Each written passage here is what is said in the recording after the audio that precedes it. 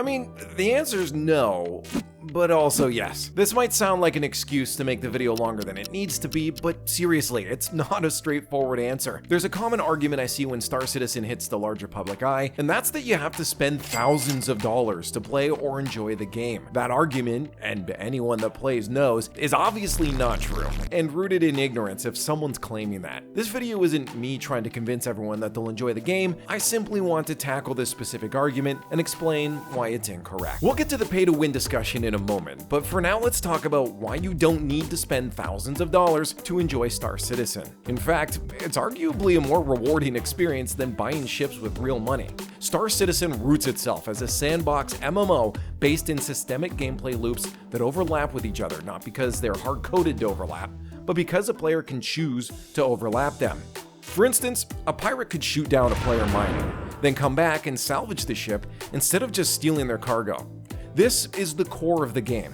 Not stats, but choice to do what you want, and you can pivot at any point and try any of the skill-based gameplay loops. Now, ships operate as vessels to some of these gameplay loops, like salvage, mining, or tugboats. Well, once you stop getting a crime stat for using it. So you will need a ship beyond the ship that you get with your $45 package. Aha, you say, you do need to buy better ships.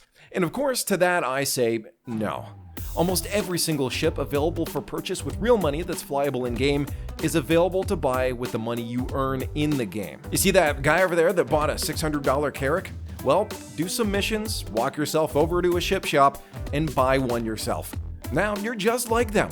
But you got 600 extra buckaroos in your bank account. Remember how I said it can be more rewarding not buying ships? Well, having more money in your pocket is one reason, but another has simply to do with goal setting and accomplishments. Star Citizen is a sandbox game. It's built without inherent goals that need to be accomplished. You choose the path you take next. A quick and easy way to make sure you have direction is to set a goal like, I want to try mining, or I want to race, and then you work your way towards ships that fit those gameplay styles. If you buy the ship outright, you lose that sense of pride and accomplishment of earning the ship through hours of your time. Arguably, you'll cherish that ship more than someone who bought it. Since ships are how some gameplay loops are performed, the argument is that some gameplay gets locked behind a paywall. But since all those ships are earnable, the argument dies. Simple as that. Now, I could end the video there, and I think most of you would be satisfied that I've answered the question. But I think it would be unfair of me to stop the discussion there. The discussion is a little more nuanced than that. Because the game is an alpha, it does see back-end wipes from time to time. This, as you might already be assuming, means that any ships you purchased with in-game currency may disappear from your hangars after a patch. Ships bought with money, however, will always be there. This kind of leads me to my next point, because there is one other argument in this video topic that we do need to tackle. And that, of course, as I mentioned before, is the concept of pay to win. Now, I think a ton of Star Citizen fans just had their hands fly to the keyboard to murder me with keystrokes, so before you do, hear me out. First, let's ask the question. Is allowing the purchase of ships with real money considered pay to win? At surface level, knowing that the ships perform different duties, the answer has to be yes. You're gaining an immediate advantage over someone who doesn't have the same amount of income as you. That said, most of the problem stems from it being an alpha with account wipes. For instance, buying a prospector with real money gives you an advantage every wipe. You have a way to earn money faster than someone with, say, an Aurora, and in turn can buy a beefy fighter much quicker than they can. This is undeniably an advantage, and it was gained by paying. Pay to win. Now, in counter-argument, firstly, the game needs funding, so we kind of have to look the other way for the time being. My understanding is that ships will not be sold for real money once the game releases, so at least the pay-to-win problem would be solved from that point onward. Secondly, buying a bigger ship doesn't necessarily mean you'll be able to just start stomping kids who don't have money. It depends on the ship you buy and your skill with that vehicle. We also have to remember, ships are going to be really hard to manage without crews once resource management and engineering makes its way into the game. But I do think this is being balanced by CIG.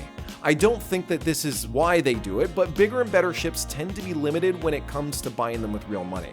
Of course, this leads to FOMO, the fear of missing out, so people rush to buy it in case it sells out, but I think that might just be a little bit of a byproduct of them managing a certain percentage of ships per population. This would certainly help come launch time to make sure new players joining then aren't bombarded by the tens of thousands of players that have racked up beefy ships in the years prior. You'll see a few, but it won't be everyone. So is it pay to win? Sort of. But we give it a pass because currently it's necessary, and I think limiting ship sales does help curb any landslide of problems for the future. But we have to roll back to the original discussion. You don't need to spend any money beyond your original package to have fun in Star Citizen, as you can earn your way up to those big ships that the whales are hoarding in their hangars. No content is locked from you, and you'll arguably be enjoying the game more by having to actually put in the work to earn these ships. Your definition of pay to win might be a little bit different than mine. Maybe you think that it is that content has to be locked, and in that case, well, the answer is no, it's not pay to win, which is why I laid out my definition before going into this. If you have a different definition, let me know, and whether you agree or disagree, I want to know. I respond to almost every single one of your messages, and I'd love if you could join the Discord if you need people to play Star Citizen with, or to chat about the next ship you're gonna buy to support the development of this game. Stay safe, and see you in the verse.